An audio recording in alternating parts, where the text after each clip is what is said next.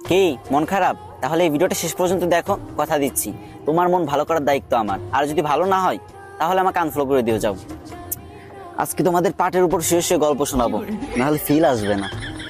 তো ঘটনাটা হয়েছে কি, এক স্বামী বউরে বাজার থেকে একটা লাক্স সাবান কিনে এনে দিল।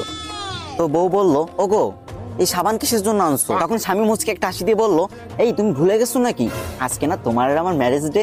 আমি তোমাকে কতটা ভালোবাসি, আর আমি কি তোমাকে একটা গোলাপ দিতে পারি? তাই তো আমি তোমার জন্য নিয়ে এসেছি হাজারো গোলাপের সুগন্ধে ভরা লাক্স সাবান।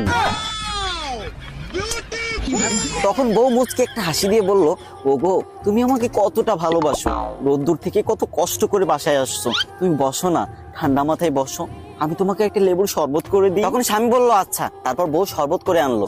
শরবত খাওয়ার পর স্বামী তো বললো, বউ ও বউ এইটা কিসের শরবত? আমার গলাটা বড় হয়ে চলে গেল। তখন বউ মুচকে একটা হাসি দিয়ে বলল, ওগো আমার প্রাণপ্রিয় স্বামী, আমিও আপনাকে অনেক ভালোবাসি, আমি কি আপনাকে একটা লেবুর শরবত বানিয়ে দিতে পারি বলেন? তাই তো আপনাকে ভীমবার দিয়ে শরবত বানিয়ে দিলাম, কারণ এতে আছে হাজারো লেবুর শক্তি।